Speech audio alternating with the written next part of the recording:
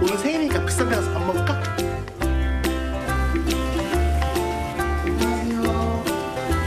이라시마시. 약속은 성함이 어떻게 되세요? 애교 오마카세 와보신 적 있으세요?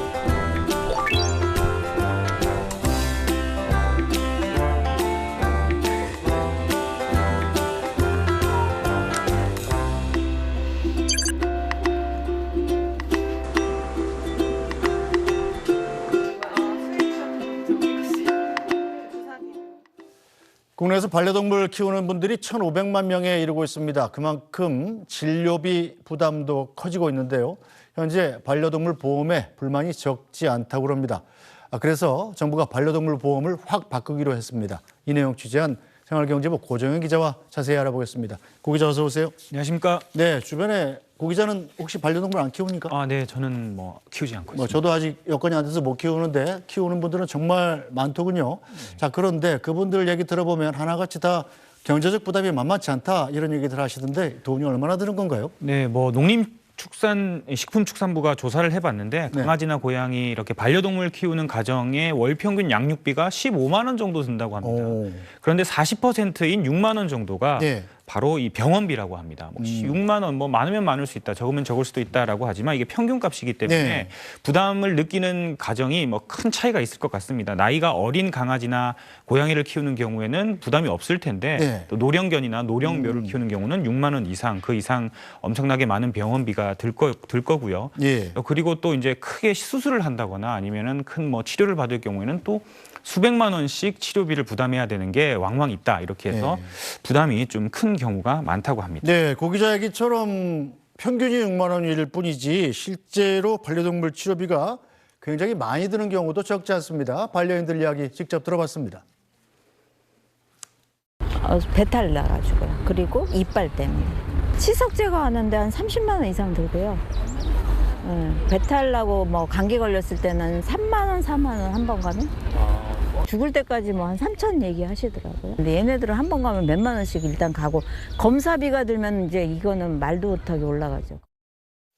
자, 그렇다고 사랑하는 이 반려동물한테 치료를 안 해줄 수도 없고 저렇게 맞습니다. 3천만 원 든다는 거는 정말 어마어마한 부담인데, 자, 병원마다 갈 때마다 동물병원별로 이 치료비가 들쭉날쭉한 것도 큰 문제 아닙니까?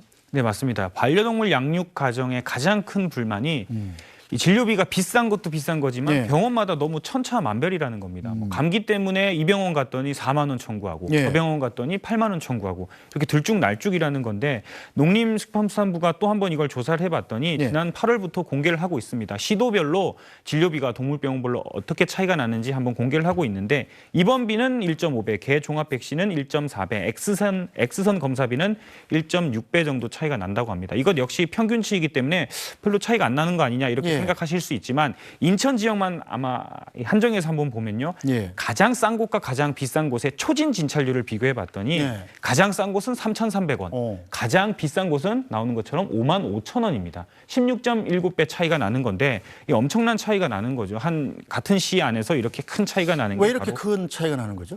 이 병원의 입장은 병원의 상태가 다 다르기 때문에 진료비도 다를 수밖에 없다는 겁니다. 병원마다 의료진 수가 많은 곳도 있고 적은 곳도 있고, 의료 장비가 어느 곳은 굉장히 초고가의 의료 장비를 갖춘 곳도 있고, 어디는 그냥 평균적인 의료 장비를 갖춘 곳이 있기 때문에 이렇게 진료비나 의료비가 차이 날 수밖에 없고, 또 임대료 가격도 천차만별이기 때문에 진료비의 차이가 난다는 겁니다. 그래서 양육 가정에서는 아파트 단지 근처에 동물병원으로 가면 진료비가 비싸고, 바로 옆이지만 주택가로 가면 동물병원 진료비가 싸다, 이런 볼멘 소리가 나오고 있는 실정입니다. 자, 어쨌든 경제적 부담이 만만치 않으니까 반려동물 키우는 분들은 이제 보험을 들 수도 있지 않습니까? 그런데 보험 가입률이 생각보다 굉장히 미미한 수준이더군요. 네, 맞습니다. 우리나라 이 사람 의료보험 같은 경우에는 세계에서 제일 잘 돼 있다라고 이렇게 평가를 하고 있는데, 사람 같은 경우에는 좀 의료보험으로 부족한 부분이 있으면은 보험회사 상품에 가입을 해서 좀 커버를 한다거나 이렇게 하고 있는데, 반려동물에 한해서는 우리나라 국내 보험 가입률이 턱없이 부족한 실정입니다.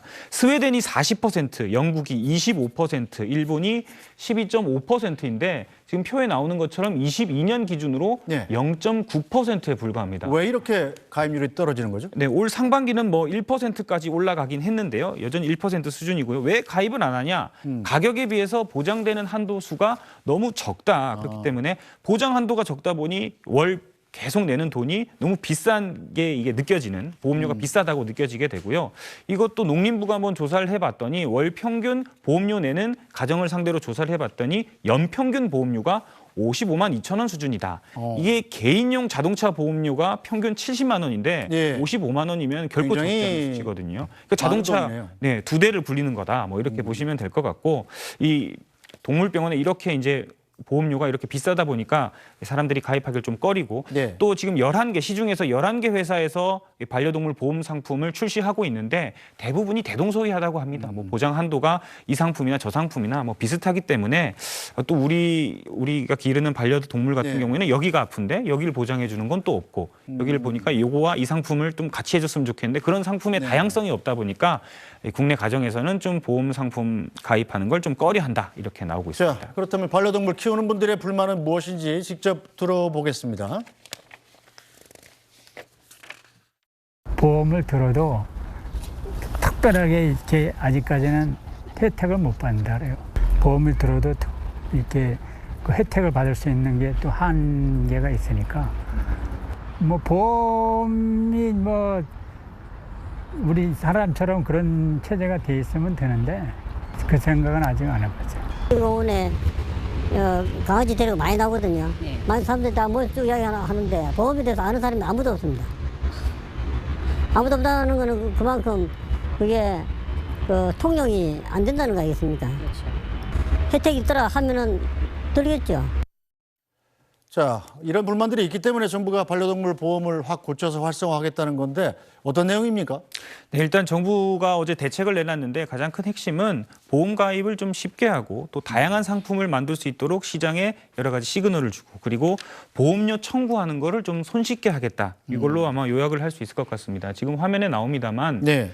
일단 보험에 가입할 수 있게 하려면은 등록된 동물이 많아야 된다. 정식으로 등록된 동물이 많아야지 네. 보험에도 가입을 하고 병원도 이 동물이 보험에 가입된 동물이구나 하고 네. 보험료를 청구할 수 있게 도와줄 수 있는 구조기 때문에 비문, 홍채 등 생체 인식 정보로 반려견, 반려묘 등록을 허용하도록 추진하겠다. 지금 현재 반려견 같은 경우에는 지자체별로 등록을 받고 있습니다만은 고양이 같은 경우는 그렇지 않거든요. 네. 그렇게 하도록 하겠다는 거고 그리고 질병명이 지금 동물병원별로 다 다릅니다. 이걸 또 하나로 통합해서 표준화하겠다. 여러 네. 가지 이런 어쨌든 이 내놨습니다. 대책이 효과를 발휘해서 반려인들의 부담이 좀 덜어졌으면 하는 마음입니다. 오늘 말씀 여기까지 듣겠습니다. 고 기자 잘 들었습니다. 네, 뉴스 브리핑은 오늘 여기서 마치도록 하겠습니다. 저희는 내일 다시 뵙겠습니다. 고맙습니다.